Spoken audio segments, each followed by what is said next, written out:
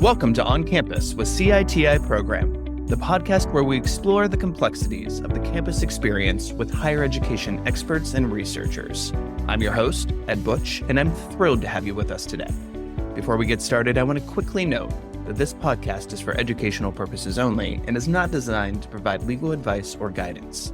In addition, the views expressed in this podcast are solely those of our guests. With today's episode, we continue our season's theme of the Engaged University with the topic of design thinking. Our guest, Laura McBain, is a designer, adjunct professor, and the managing director at the Stanford d.school. Welcome to the pod, Laura. Thank you so much for having me. It's such a joy to talk about our work. Thank you. Awesome. We're excited, and I'm excited to dive into this fascinating topic. But before we do, can you tell us just a little bit about yourself and kind of the path that led you to Stanford? I love that question. Because other folks ask me, and it feels like a little bit serendipitous of how I landed at Stanford. I actually grew up in Ohio, as we talked about, All right. and the University, Oxford, Ohio.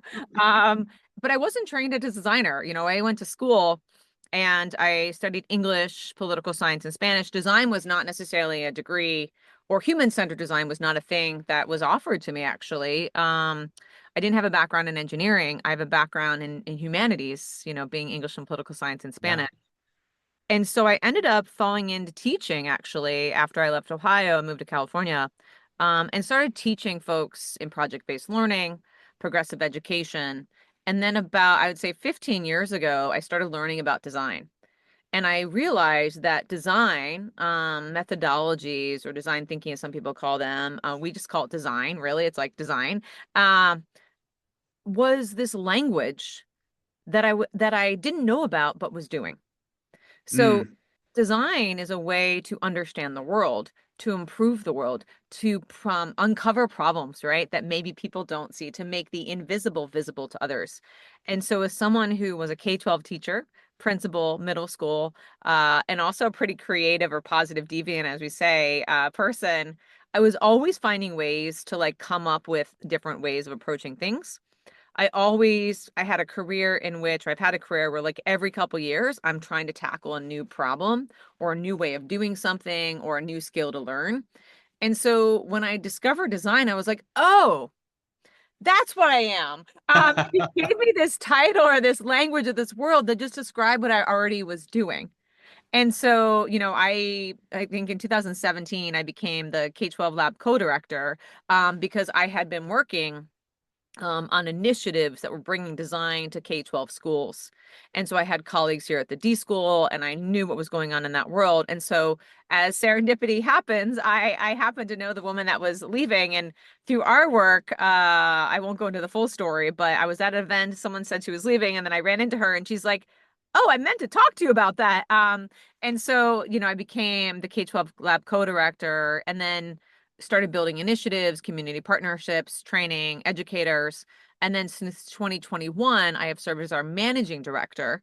And this is now super meta for the last number of years. I have been involved in really thinking about how do we redesign the D.school for the next 20 years. So that involves organizational strategy, culture, partnerships, philanthropy, and working across sectors in for-profit, nonprofit, government, education, higher ed, you name it, and how we can use design to uncover and tackle big problems facing industries and people. Yeah, that's amazing. I love that. And especially, you talked about, wanting to challenge yourself and building in your career and everything. I love that. I really relate to that as well. So that's really fantastic to hear, and a really kind of cool career path there as well. And you went into it obviously a little bit there, but when we think about design or design thinking, how would you really just kind of define that for someone who's never heard of it before? And why do you think it's really relevant in a university setting? Yeah. So, we say design thinking or design is really relatively simple, right? It is a way to uncover and approach problems differently, to come up with novel ways of solving them. Now, period. Now, most people assume design is around product design or engineering or visual design or graphic design, but human-centered design is really thinking about how we use problem finding and problem solving, um, to really create new things for the world, new systems, new technologies, new implications, new experiences. And so design for me is really about how we live and operate in the world to improve it. That's awesome. Very cool. I think that's a great, the human centered. I think that's really important to think about because yeah, especially when you said that you all just kind of call it design in the D school. I'm like, well, I guess when I hear design, it makes me think of some of those other things that you mentioned. But I think that human centered is a really important aspect there for sure. Yeah. And I'll give an example just to illustrate it Yeah. because we all see design in different ways. So I'm in a university, you're near a university, and design involves really looking and noticing, what's Mhm. working, what's not working for people. And there's a lovely analogy that most people have seen, especially at universities, and I know you're near one. We call it the sidewalk theory. So the best example of if sometimes of design is when you're seeing on a university campus, you'll see that they sometimes, in the best case scenarios, they don't build the sidewalks first. Hmm. Why do you think that is? I think I have an idea of this, but is it because they look for the traffic patterns of where people are walking? Yep. Yeah. So instead of trying to like move people to something where they're not going, how do you notice, right, where the traffic pattern, where people are flowing, Yeah. and we build around that's a human-centered approach. Very simple. There's way more complex design challenges, of Sure. course, but I say that as an illustration is like design shows up in so many novel ways around us. Whether you're going into the Apple store around universities, and it really is a way of working with people to tackle these type of problems. Definitely. That's a great example. That's awesome.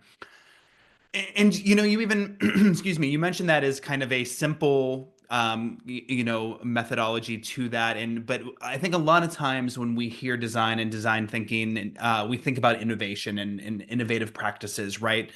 So would you consider this different from, I guess, more traditional problem solving methods, or are they similar, or a little bit of both? I mean, it's probably a little bit of both and, right? I think that design has always been associated with innovation.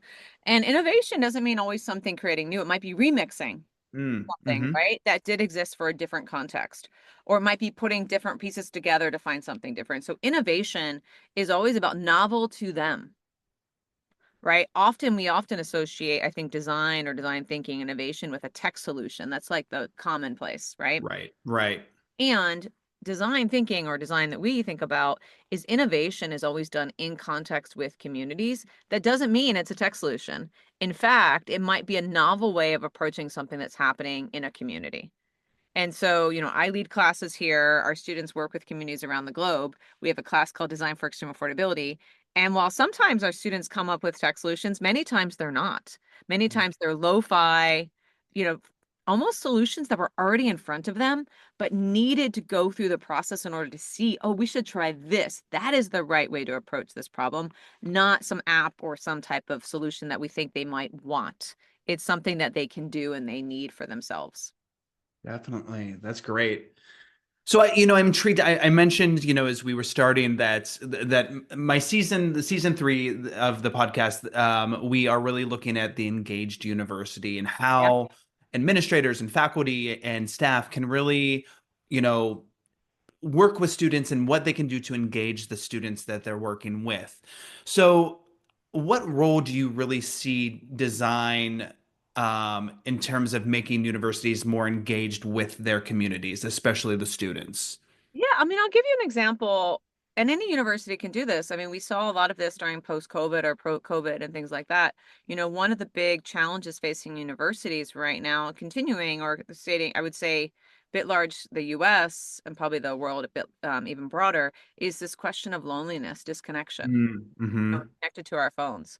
My colleague Seamus here was noticing that, and so he started creating what we call satellite sessions or party with a purpose, which was basically evening events for students to come and gather at the D School, where they engage in design-based activities that are very futures focused and very cutting edge and fun. But there's also a band. There's also joyful things, and so that experience of like, oh, there's a loneliness epidemic How do Yeah. we actually serve students? When you're thinking about engagement, what does that look like? Are we talking about pedagogy, learning experiences, or are we talking about helping young people connect and uncover the agency that they already have? And so design is a great way, and we do it obviously through our satellite sessions, through our classes, and other universities have used it. We have a University Innovation Fellows program that works with universities all over the globe. And we have trained fellows, probably 500 fellows at this point, who are Wow. basically trying to tackle like little, I would say important problems at the university level with students. Sometimes that looks like student club recruitment. Sometimes Hmm. that looks like thinking about faculty mentorship. Or it could be as simple as how do we pay people in 30 days? Like any one of those, right, are design challenges. And so I see universities really thinking about right now, we have so many people, that have been disenfranchised by universities or not coming. And so what we see, particularly, I love your term engagement, is like what is engagement to that student is different. Right. Context is important. And so understanding the human experience that young people are facing as they're going through universities is paramount to every single university. And so design, because as we said, is so human centered, it requires us to embody empathy. It requires us to notice how people are showing up or when they're not showing up. It requires to notice how they're walking on campus. All of those aspects are really important to thinking about what an engaged university really needs to be and become for our students today. Yeah, I mean, those are some great kind of human-centered examples, and I feel like a lot of us, and I say us, having worked at different universities for 15 plus years, I don't think we would necessarily think of college students as lonely. Right, but it truly is, especially I think in these post-COVID times, that people just aren't connecting necessarily in the way that they used to, including college students, high school students and things like that. So I Right. think that's great having those sorts of events and programs for the students there in the D school. And that's one example. And I think I see a lot of universities doing, you know, uncovering ways to meet their students where they are. Hmm. And so that's a really simple thing. We work with, one of the aims is obviously having a diverse range of students that serve us. And so we create, different ways of engaging and recruiting students so that they feel like they are at home here. Sometimes that means a pop-up space. Sometimes it looks like mentorship. Sometimes it means actually going outside of our actual buildings and meeting students where they are and Right. designing for that context. Engagement, I think, to your describing is like noticing where are they? Where are the students? Hmm. Where are they meeting? That puts the power on us as faculty to meet them, not demand that they come to us. Right. That's a shift, and I think engage universities to your title really requires us to think about the mutuality of that. Definitely. I would completely agree. But I am interested in looking at that other side, though, because you did mention it in your previous answer, real quick, and kind of on that teaching, learning, research side of things. Yeah. How, I guess, do you have some examples or ways that faculty can apply design in those areas of teaching, learning, and research? Absolutely. So I think that like one of the misnomers I think of design is we have design thinking sprints, we have ways of thinking about coming up with ideas. But when you think about what we often call our design abilities, we have core 8 design abilities here at the D school that we use with our students. And they're not about like, I did this empathy round and then I did this synthesis or I did this ideation process. That is a process, that some people will go through. And while people might use a process, we notice that that process is not linear. And so when I Yeah. think about universities, it's actually like, where am I at within my problem finding and problem solving? And what is the right ability or skill I need to apply in order to help me get unstuck or uncover a radical way of or a new insight? And so our design abilities are really centered on this idea of number one, how do we navigate ambiguity?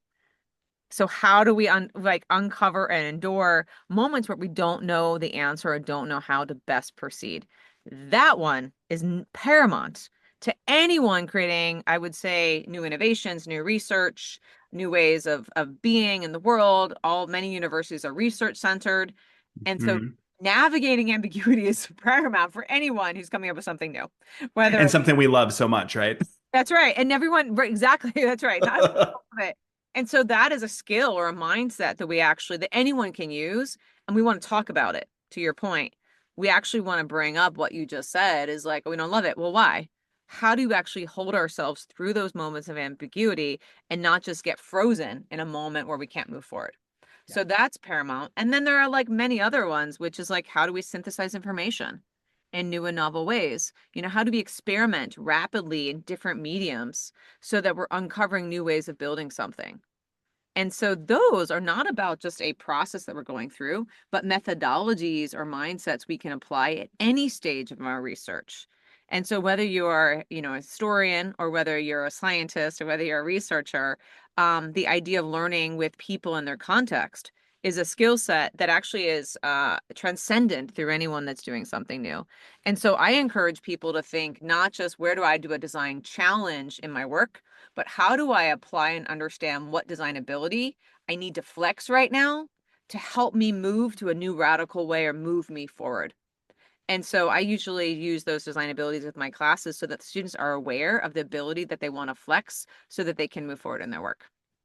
Right. Great. Well, I feel like we're really just kind of, building out from that individual student to the classroom and to the university as a whole. And now I really kind of want to go out to like that town gown relationship. And how can universities really think about co-creating solutions with local communities rather than just for them?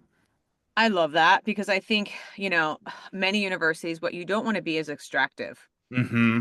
And I think, often in many universities, there is a moment where like, I've got students, let's just go into the community. And that is like the 12th ask the community has had on the same topic in a different iteration, right? Yep. Uh, Yep. and so you want to avoid that. I think there's a couple ways to do it. One, acknowledging that, number one. Yes. Have these folks engaged with you before? What's the context? Is it going to be meaningful for them? If it's going to feel like it's a freebie and it's just for the students, that may be not the right time to engage that partner. I mean, Yeah. that's paramount number one is having that acknowledgement of who are our partners, how often we engage them. Is there going to be, again, we want to be mutually beneficial. We want learning because learning is key, but we want to be learning with our partners. And so, what that looks like for us, I would say, and I would encourage other universities as well as we think through this, and we do this for our classes as well, is how do we engage, our partners in the process, not just telling them this is the result. Yeah. And so for us, that looks like co-design or community-led design, where we actually are in the process with our students through the design process with our partners the entire time. And what that looks like is not just like, hey, here are results, but actually teaching and working with the community partners to teach them about the design process. Yeah. So I'll give you an example. In our class, that I teach, and I'll be teaching very soon. One of the things that I have my students do is, we work with our partners, and they spend 9 weeks just working with the partners, understanding their problem space so that we can offer a novel solution. But what's really paramount is actually all the things that we teach in class. I have my students bring that and co-facilitate with the challenge with the partners on that process so that they are actually equipped with the design skills that I'm teaching my student. So Mm-hmm. we're building capacity together, right? Not just assuming that universities will solve that for them.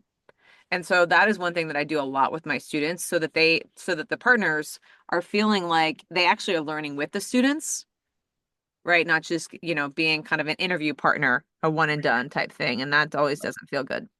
Right. That is for sure. That's for sure.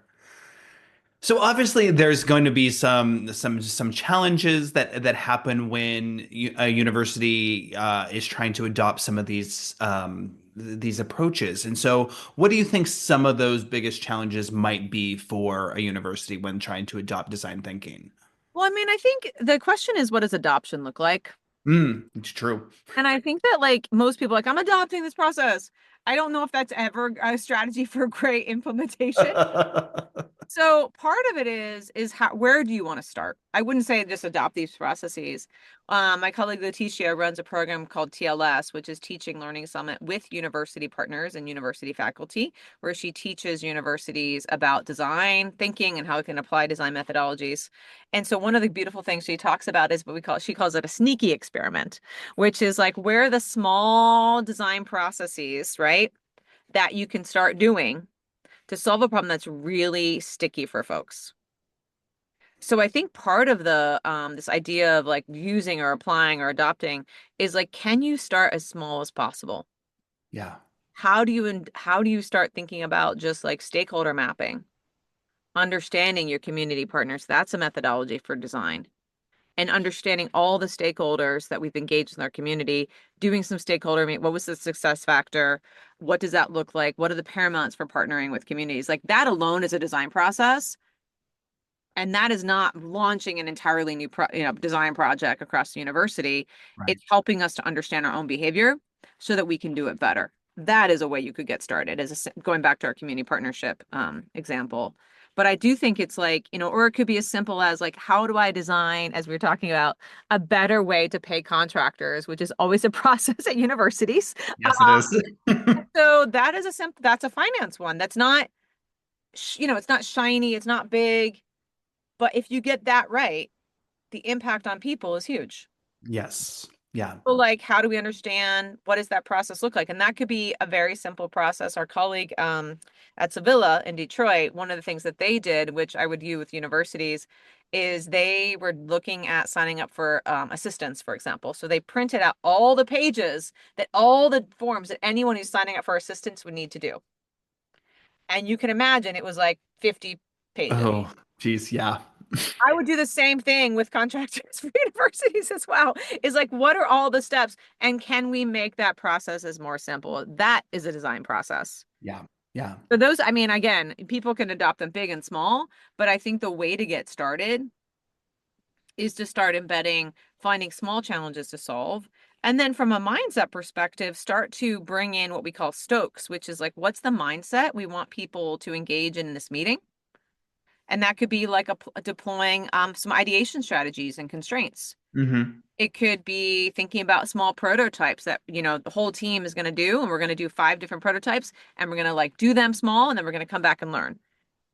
That is, I think, how you get to adoption is small scale experimentation Mm-hmm. so that people feel like they're not trying to adopt something new, but we're inviting them into a way of working that improves the outcomes for students and faculty and the community.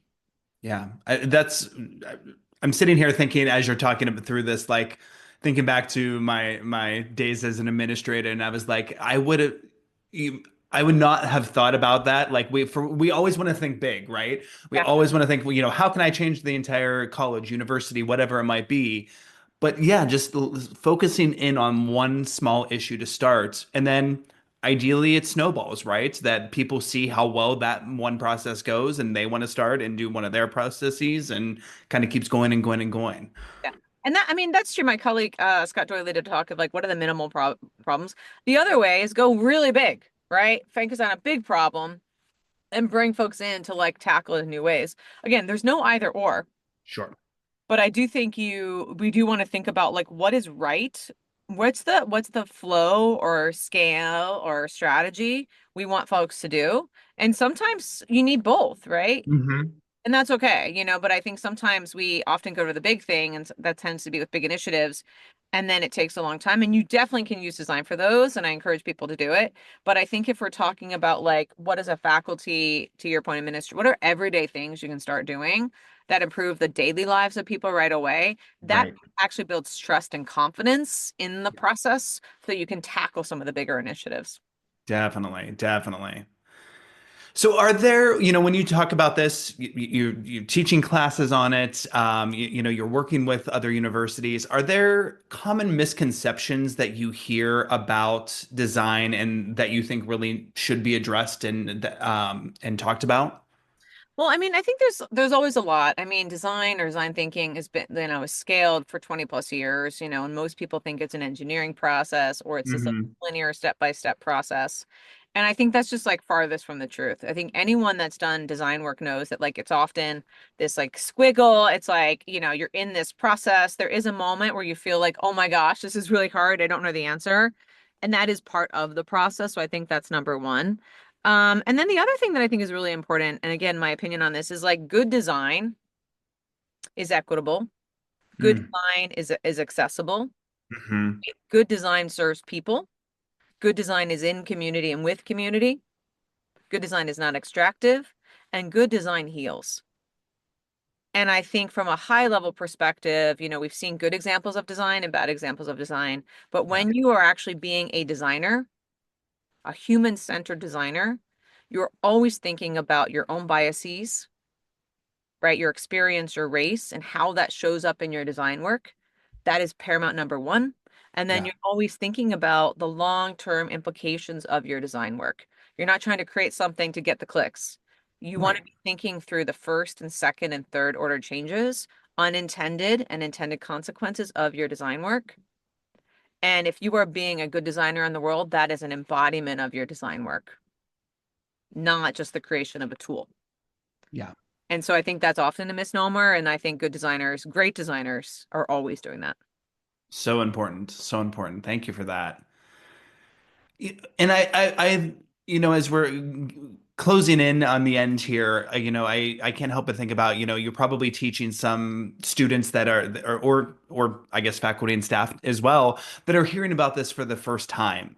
And are there certain skills or mindsets that you talk to those that are new to this type of process to help them become better problem solvers through this process? Yeah. I mean, one of the things that I do is one is like we show or reveal, not tell. And so one of the key things, and we get many students that are coming in who's never experienced design. Okay. And so a couple things that we try to do is we often will do one of the very first things I actually do in my class is because I want them to embrace being a designer, which means navigating ambiguity, that means learning with people. The very first thing that I do is have them actually map out what we call a journey map. And I have them map kind of on two different lines. One is a learning experience they've had in and out of school and what they learned. And then I have them map the emotional arc from that experience. Mm. So how that learning moment felt. And then they build an artifact that represents or a talisman of like what they needed in the moment where they felt like they was really struggling. And so part of why I do that is twofold. One is that I remind them that when you're learning something new, there might be a moment of emotional dip, and that's okay. That's actually part of the learning process. We talk about productive struggle, Carol Dweck here on campus. I actually remind them of that first and foremost, Yeah. because humans are learners by default, and sometimes learning is not linear, and sometimes you have dips. And so that's the very first thing that I do because I That's remind them to be in a learning stance if they've not experienced that. And we all have had those moments in our life. that's for sure. And so part of that's the fair amount. And then the other thing that I do is I really get them started right away. I will do small design challenges like how can you reimagine your day? Or the common challenge is like how do I have a better wake up experience? you know, Well, that should be fun with college students. Right. Part of the reason why I do that is they're everyday problems that people have. They're universal problems. And so how can I help them use design to tackle something that is seemingly like nascent, right? Like just Hmm. getting your alarm set up. But can we work with someone else to uncover new ways of approaching this problem? So even that level of a design challenge, just to get them started in that way, makes them realize like, oh, I can use design for anything, not just creating this big thing. Very good. Very good. Thank you. So I guess as we end, I always like to kind of look to the future and things. So as you look into the future and think more about this, how do you really see the role of design evolving in higher education? Yeah, I mean, I think historically across universities, design has been regulated or been part of either the arts program or the engineering school. And I think what we're seeing now, particularly as higher ed changes over the years, is like design is a way of reimagining experiences, systems, and long-term implications of design. And so, yes, we will still have tech, we'll still have products, but I Hmm. see design tackling more than just the creation of a new innovative tool or tech. Design is starting to paramount into how do we reimagine government systems? How do we reimagine the first year freshman experience? How do we reimagine applying for student loans within universities? Design, I think, is moving from the product design into system design and Hmm. really finding ways for universities, particularly now where they might feel strapped with resources, Right. happening across all universities. Understanding and leveraging some of the design skills will be a really paramount use because we all have constraints. no matter what, physical, fiscal. And so we're seeing folks using design methodologies to find a new way to solve something when the resources are limited. And so we're seeing that a lot across universities right now, trying to tackle problems that used to be easy to solve, but now some things have been scrapped. And so how they can use design to help them do that. Wonderful. Well, thank you so much for this great conversation. You have me thinking about things in my own work and personal life and everything about that and how I need to start looking at some of them.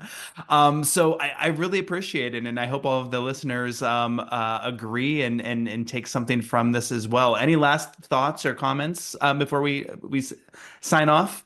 No, I mean, thank you so much. And I would say the only thing is like everybody can be a designer. Yeah. And I Yeah. think design is for everyone, and I think that is our mission is like we have tools and resources and free stuff on our website because we believe that design can be and should be for everyone. And so that's part of our mission at Stanford and at the D.School is to provide open source resources so that anyone can jump in. Everything that I just described is like on our website for free. And so like allowing people to access it and use it in their own context and to make it better for their context is really important to us. Fantastic. Thanks so much. You're welcome. Thank you. I invite all of our listeners to visit cityprogram.org to learn more about our courses and webinars on research, ethics, compliance, and higher education. I look forward to bringing you more expert guests to discuss what's happening on campus.